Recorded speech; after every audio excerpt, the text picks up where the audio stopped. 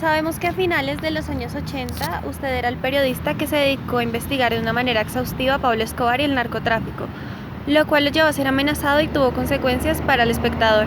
¿Por qué razón decidió ser un periodista tan atrevido y arriesgado? ¿Y hubiera sido así en otro medio o el espectador le brindaba esa libertad? Eh, digamos que eh, tal vez por mi formación en la familia y en los colegios públicos de Bogotá, yo tenía claridad de que mi trabajo es cumplir un servicio social. Y digamos que por casualidad, o la vida me dejó en el equipo de investigación del Espectador después del asesinato de Guillermo Cano, y era algo que había que asumir, es decir, yo lo podía asumir, yo lo podía hacer y eso sabíamos desde el principio que iba a traer consecuencias. De hecho, yo lo asumí porque ya había traído consecuencias, que era el exilio de Fabio Castillo.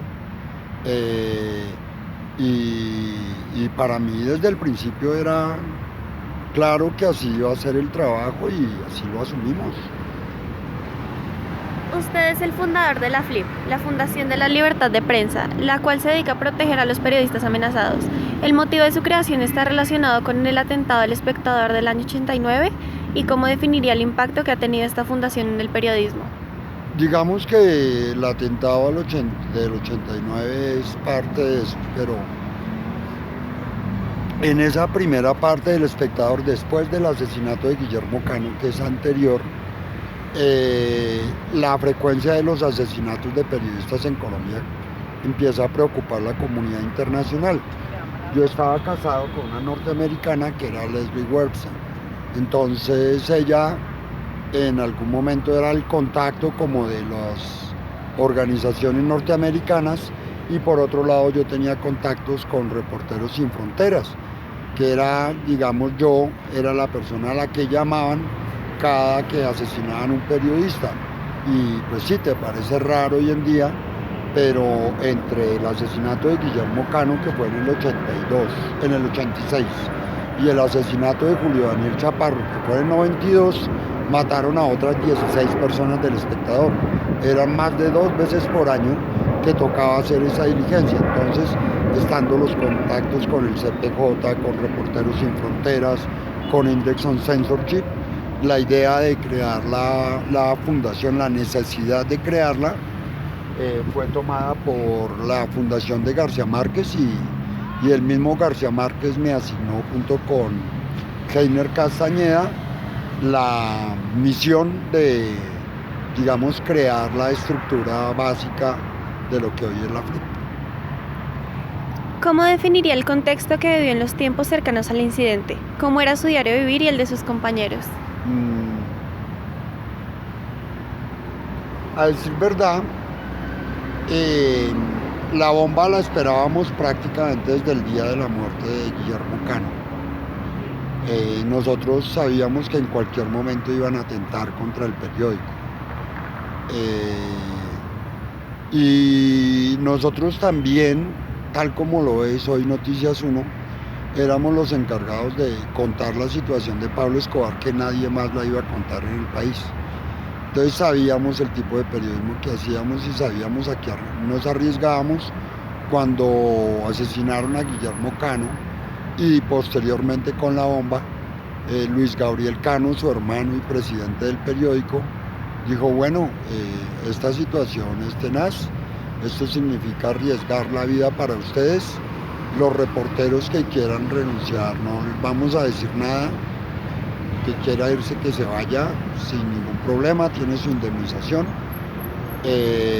pero la mayoría nos quedamos, es decir, creo que ninguno salió con esos dos llamados de Luis Gabriel Cano. Tal vez debido a que el periodismo colombiano ya no vive esa violencia de los 80s y 90s, el periódico ya no genera el impacto que generó en esa época. ¿Cree que es el verdadero motivo de que no genere impacto o cree que hay cosas que ya no se atrevan a decir? ¿Qué cambio cree que tendría si todavía estuviera trabajando para el periódico? Bueno, Pablo Escobar consiguió su cometido, que era sacar a los Cano del Espectador.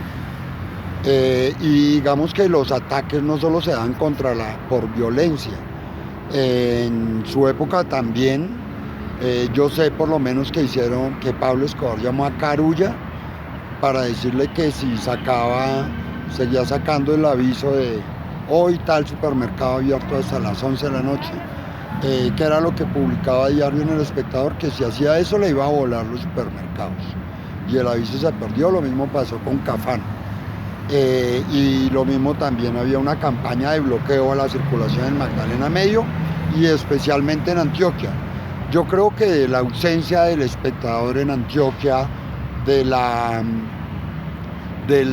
cambio de posición que produjo la bomba en la casa de Juan Gómez Martínez en esa década y otras acciones de Pablo Escobar, surgió todo ese cambio, toda esa ultraderechización y violentización de la opinión pública en Medellín. Es decir, todo esto tenía como efecto el efecto político que hoy sufrimos todos los colombianos.